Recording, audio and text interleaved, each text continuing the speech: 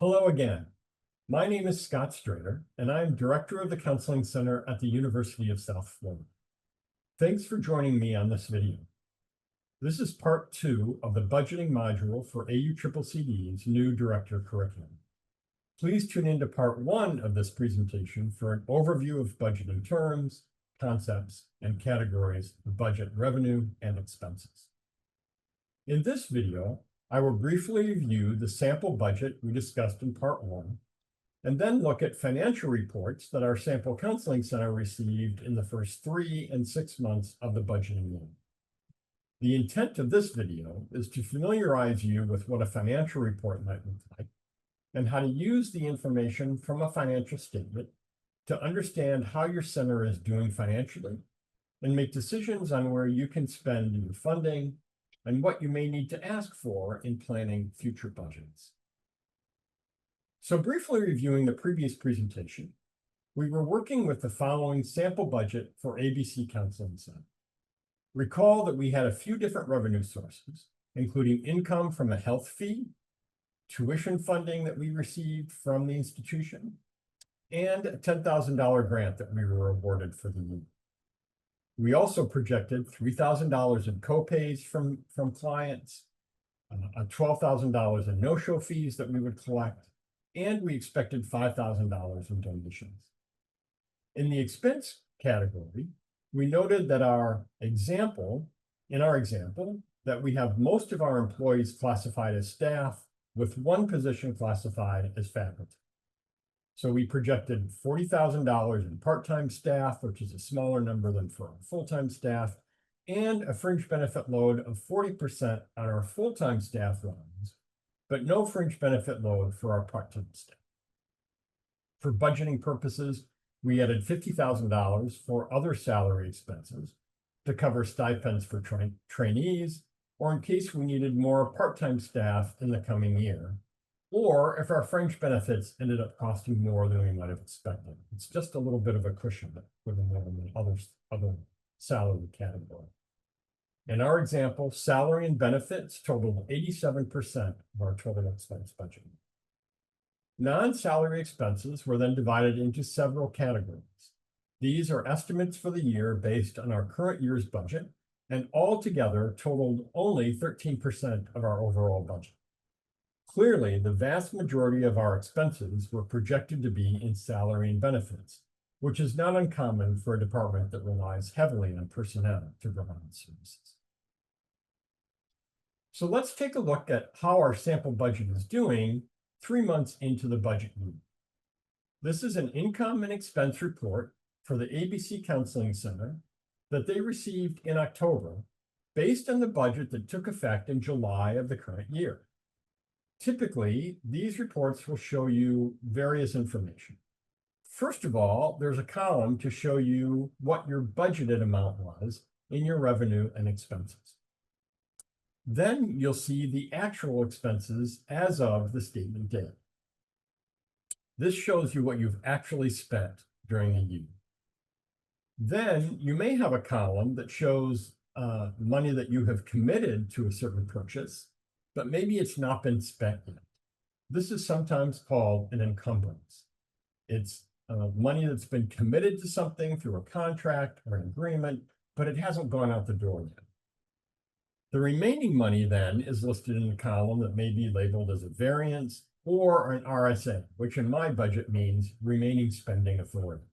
It represents what you have left to spend for the remaining year in that particular category.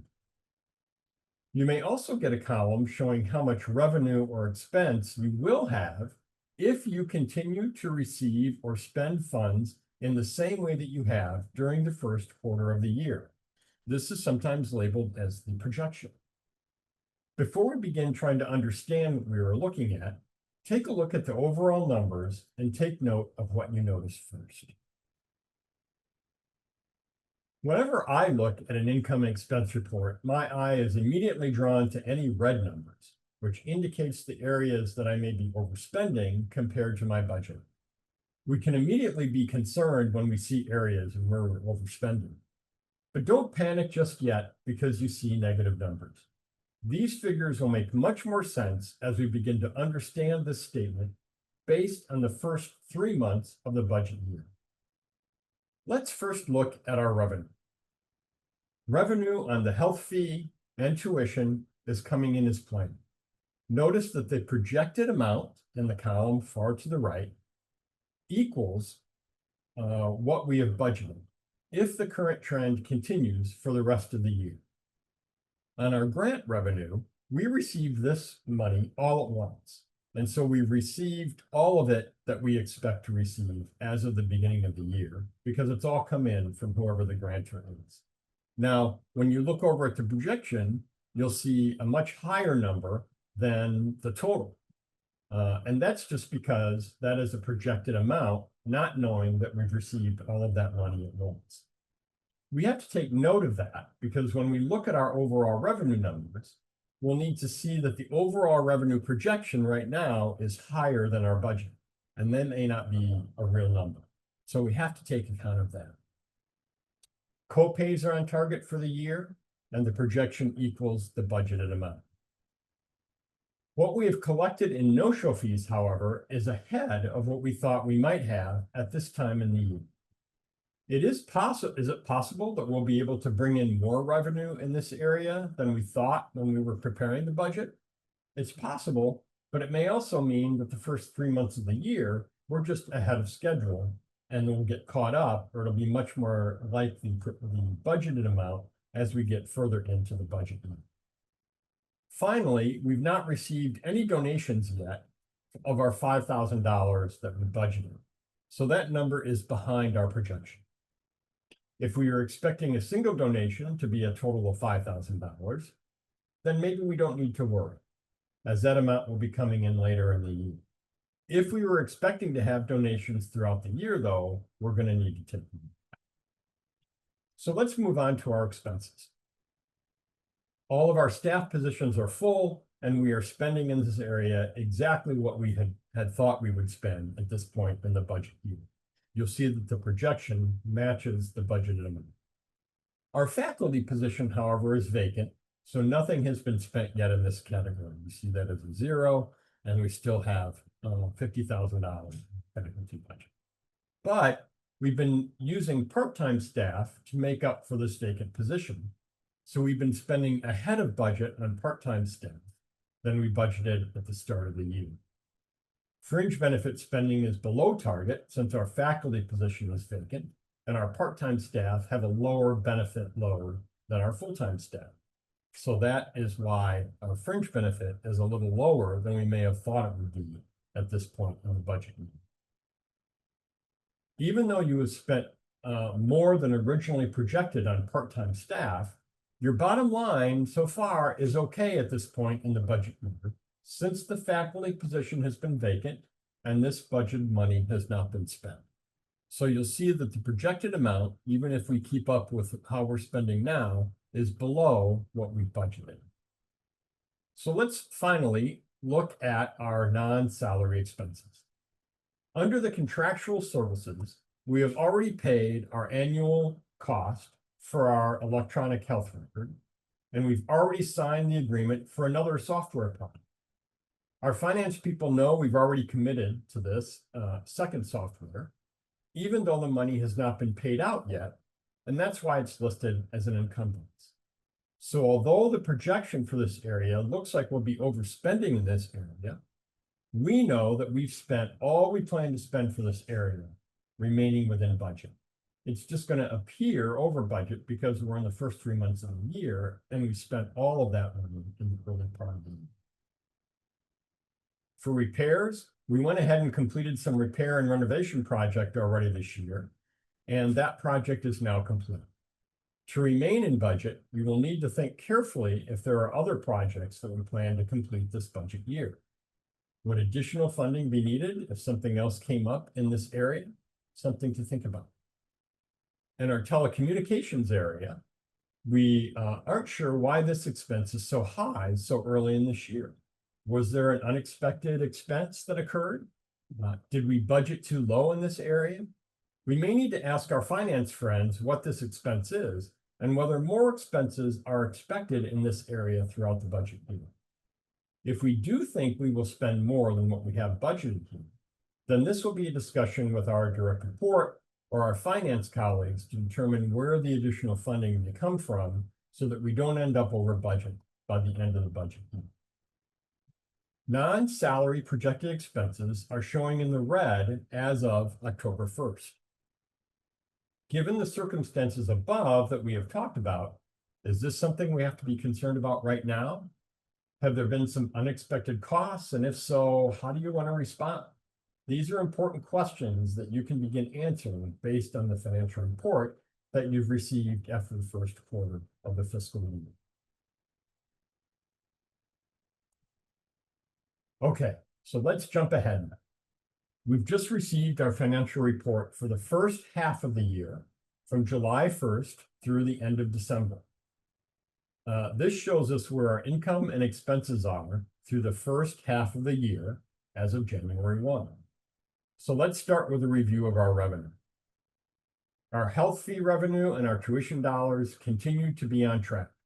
We've received exactly what we've expected to receive, and our finance people are clearly on top of this area, giving us the money and the tuition and the health fee area that we would expect, and our projection is right on budget. The grant that we received early in the year still shows up on our revenue report. And now that we are 6 months into the year, the projection isn't nearly as high as it was after the first quarter. Still, it's important to keep in mind that the additional funding shown here in the projection is not real and it's not going to materialize. So the total revenue projection is still a little bit inflated as we look at the total revenue compared to what we might have expected at the beginning of the budget year. Take a look now at the next three categories of revenue. Copays are running slightly ahead of our projection, as are our no-show fees. This is potentially good news and may give us some additional income that we hadn't projected earlier in the year. Good news, something to keep an eye on. And we received a donation of $2,000 somewhere between October 1st and January 1st. And so that's now showing up in our revenue area and helps to match kind of what we thought we might receive at the end of the year. Okay, now on to the salary-related expenses. The same trends that were present in the first quarter of the year have continued. Spending on staff salaries is on target. We've had no one resign and we've not hired any new staff. So what we've spent equals exactly what we budgeted, and our projection shows that our spending will equal our budgeted amount by the end of the year. The faculty position has remained vacant, so we've saved that expense so far. Nothing is showing up in that faculty line as being spent. To make up for that, though, we've continued to spend more on part-time staff than we projected at the start of the year. At this rate, we'll be over budget in that area. But remember, since we haven't had the faculty position filled, we're okay overall. Fringe benefit spending is under budgeted amount, most likely because of that vacant faculty position. And again, that position carries a higher benefit load than our part-time staff. What we spend on other salary expenses hasn't changed from October to January. So perhaps our trainees completed their training year, so we weren't paying stipends, or maybe the other salary amount were bonuses that we paid out early in the year, and so now there's no additional spending out of that fund. But we can see that our spending in this area is now under budget, so that our overall salary expense number is lower than we expected it to be when we budgeted at the start of the year. Finally, we can take a look at our non-salary expenses. Just as we expected when we reviewed our October financial report, all our software and contracted services have been paid for this year. Remember, that was our electronic medical record and another software that we had purchased. There are no new expenses in this area in the second quarter, and the encumbrance number is now 0 since all of those obligations have been paid. The encumbrance figure has been moved over to the actual expense fee.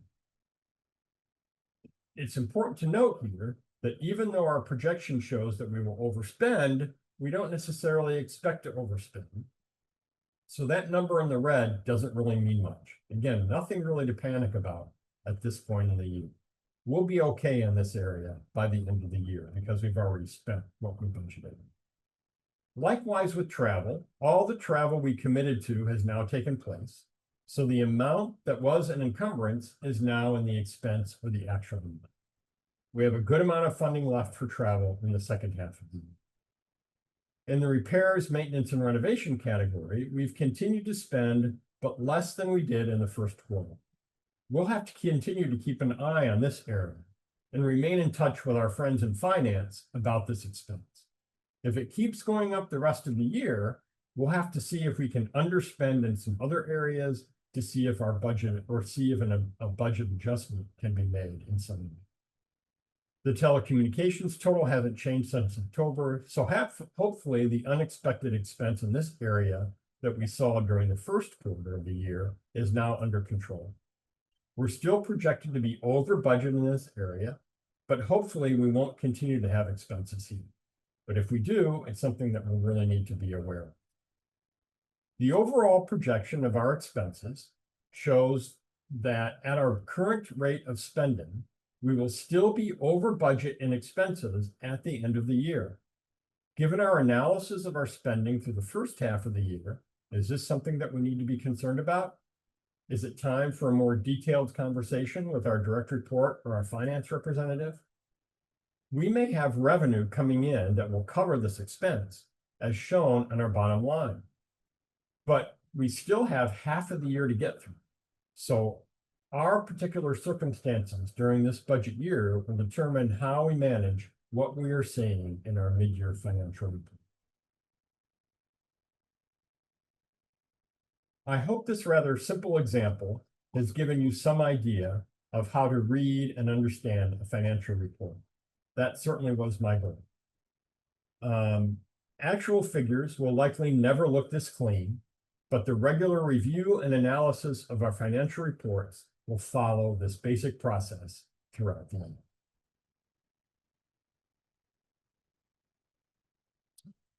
In closing, some final thoughts to keep in mind as you consider the budgetary needs of your center and how you can increase your chances of financial and budgeting success. The needs of your center will change over time. You're going to want to ask for additional budget allocations at some point beyond what your institution may give you as part of cost of living increases or incremental increases or increases in the cost of supplies and travel. When considering asking for budget increases, consider all of the costs that come with whatever increase you're asking for. For example, if you want to ask for a new counseling provider, there is more to consider beyond just an individual's salary when you expand your staff. As we've discussed, there are benefits that an individual earns in a full-time position. That could be up to 40, even more % of their salary. But additionally, in addition to fringe benefits, the new employee will need a computer, office furniture, perhaps a cell phone if that's something that we provide, and professional development funds. Remember to figure all of this into your budget request. If you are hiring the individual for a particular role, such as psychological testing or an embedded position, there may be additional expenses to consider that are specific to that position. One other very important thing to remember when adding staff. At what point are you hiring too many people for you and your leadership team to supervise? It may seem like a small thing to take on just one more counselor to supervise, but at some point you will need to think differently about how you are managing a larger staff and budget accordingly. This may mean asking for an additional supervisory staff or management staff to help you carry them. Your colleagues in finance can really become friends. Whether you have an in-house finance director, as in a larger center, or talk directly with the chief financial officer in a smaller institution, get to know these folks and don't be afraid to email or call them. As a new director, check and see whether someone is specifically assigned to your department, to your center within the finance department, so that you have a consistent contact. Finally, remember that how your institution budgets is bound to change over time. You'll need to be flexible with new procedures, changes in finance personnel and the styles in which they work, and perhaps even total upheavals in the way budgeting gets done, depending again on the financial history, but also soundness of your institution. Be willing to evolve and learn, ask questions when you don't understand something, and have confidence that you have the skills to manage your budget successfully as things change. Thank you for making it through this two-part presentation, and particularly this presentation where we reviewed the financial reports that you may receive throughout the year. Remember that your fellow directors, as well as individuals within your institutions, are here to assist you in this process. Reach out if you need something and be willing to grow and learn with the process. Thank you for joining.